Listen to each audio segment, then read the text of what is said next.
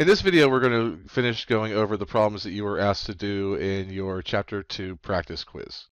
Question 8 asks for the Cartesian product B times A.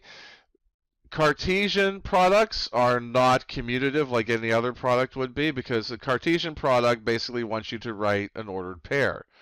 And if A is 5, 6, and 7 and B is 8 and 9, if I do B times A, that means my ordered pair should be a member from set B, comma, followed by a member from set A. So the first number should only be 8 or 9. The second number should only be 5, 6, or 7. So, the numbers the ordered pairs that would fit this kind of format would be 9, 5, 9, 7, 8, 7, 9, 6, 8, 5, 8, 6. The rest would be ordered pairs if you had stated that you were asked to do a Cartesian product B, but that's not what was asked here. So make sure the order does matter for a Cartesian product when you're defining your ordered pairs. Question 9 from the practice test. A coffee shop collected the following information regarding purchases from 100 of its customers. 62 purchased coffee, 37 purchased donuts, 17 purchased coffee and donuts. You're asked to answer these questions that are below here. How many of those only purchased coffee? That means coffee without donuts.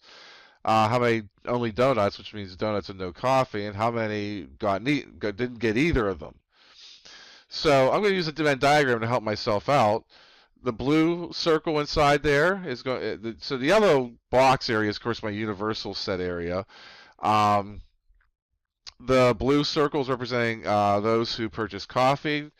The greens, which ones purchase donuts. They're overlapping because there are some that purchase both. And that's the first one I start with. They purchase both. That's usually the best one to start with because, when I look at these two, if I say 62 purchased coffee, well, these 17 are part of that 62. They're also a part of this 37. So, if I just look at those who purchase coffee and those who purchase donuts and try to add those together, I'm actually counting the same group twice. So, when I look to do now, say, okay, 37 purchased donuts, well, that means that this and this should total 37, which means this should be 20. And if 62 purchased coffee, that means this entire circle should have 62 people in it. That means that this and this total should be 62. So that has to be 45. And if I add these together, I get 45 and 17 is 62, plus 20 is 82. That makes 18 that are outside this because we have 100 of its customers here. So 100 customers didn't purchase either one of those two things. Maybe whatever their third option is. So now I have my Venn diagram completed. Now I can start interpreting the regions I would need to look at to answer these questions. So for instance, how many of those surveyed purchased only coffee? That would be this region here. And as you can see, that region, 45 people only purchased coffee. How many of those surveyed purchased only donuts? So those who purchased only donuts are this region here. And that region shows clearly that only the 20 purchased donuts only, so that's what the answer is for that. And the third one, you said, okay, well, how many of those surveyed did not purchase either coffee or donuts? It means those that are outside both of these circles. So this is my feasible region, or this is my region, and so 18 is, the number of people who did not purchase either one of those two things. So there you have it. So once you get these Venn diagrams done, it makes questions like this a lot easier as long as you're given the information you need. Every once in a while, in cases like this, they may not give you how many purchased coffee and donuts together. They might give you some other information that you might use other formulas and laws along the way, and we kind of discussed that in some of the things we did for the projects. So keep in mind that the formula for situations where I have two circles in my Venn diagram. In the situation we have three circles, although the project is kind of centering around that for these last couple of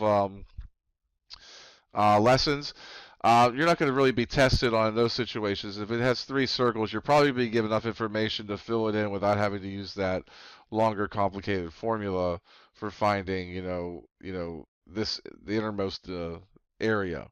But speaking of a situation where a Venn diagram with 3 circles is needed, let's look at the next one. In a recent survey of 100 overachievers aged 30 to 35, the following information was obtained. 50 had straight A's in high school, 40 are college graduates, 35 are earning at least $60,000 per year. 20 had straight A's in high school and graduated from college. 10 are college graduates earning at least $60,000 per year. 18 had straight A's in high school and are earning at least $60,000 a year. 8 earned straight A's in high school, graduated from college, and are earning at least $60,000 per year right now. And then you're asked these questions down here, which we'll get to momentarily. There's a lot of information in here. I mean, but the thing you have to keep in mind is that this 8 who did all 3 of these things, they're in each one of these 3 groups up here. They're also in these overlapping groups here. And I have to remember that like some of these overlapping groups are going to be parts of these other groups up here. So it gets really complicated to make sure, I have to make sure that I'm keeping it straight, that I know which sections or which, which regions have so many people in them, because those regions represent different parts of these sets. Because I have one group is those who got straight A's in high school, another group that's college graduates. I have another group that are earning $60,000 or more a year right now. Some of them might have 2 of those categories, 2 of those characteristics, but not a third one. Some of them may have all 3 characteristics. So, as with any of these circumstances, I try to work my way from the inside to the outside. This first statement, 8 did all 3 of these things. So I know this middle region right here is, in fact, 8. Now, 18 had straight A's in high school and are earning at least $60,000 per year. So this overlapping region right here should have 18 people total, 8 of which have already been accounted for by having all 3 of these characteristics. So 10 has to be out here. Moving up the chain a little bit more, 10 are college graduates earning at least $60,000 a year. So college graduates is $60K. This is the region I'm looking at. 8 of which have already been accounted for because they have all 3 characteristics. So the 10 that only have 2 of them, or 10 that have these 2 characteristics, there's going to be 2 out here that only have those 2 characteristics. Straight A's and graduated from college, there's 20 of those. So that's this overlap right here.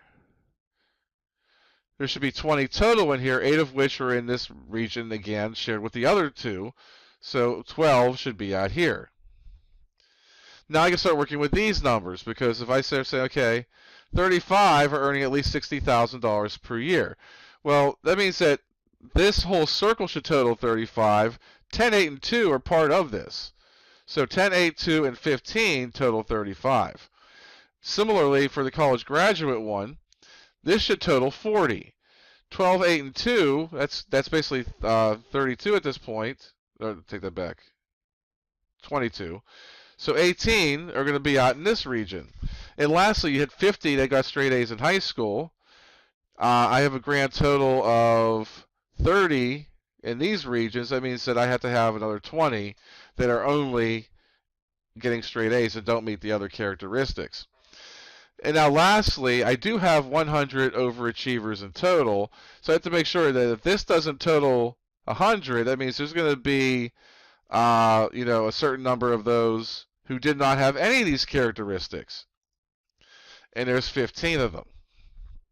So with this Venn diagram now, and knowing all the regions I have, I can now answer the questions that are asked of me. So in A, how many of those surveyed neither had straight A's, graduated from college, nor are earning at least $60,000 per year? So they basically are saying they're not in either any of these categories.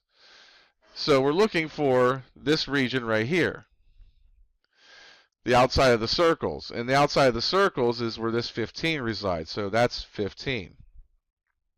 And the next question, how many of those surveyed are college graduates but are not earning at least $60,000 per year?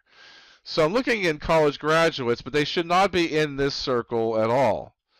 So the region I'm looking at is this one right here, which is made of these 2 smaller regions, the 12 and the 18. So together, That's 30. So 30 are college graduates who are not earning at least $60,000 a year.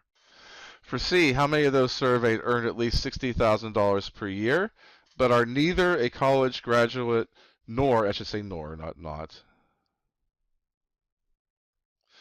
a person who had earned straight A's in high school? So as I look at this, we're in this region here, $60,000 per year, but they shouldn't be in the straight A area. They shouldn't be in this college graduate area. So the region I'm looking for is just this region right here, and I can clearly see that's where 15 people, or for this group, lie. And that is the end of this video. If you have any further questions, please make sure to reach out and ask me about it. Until next time, have a good day.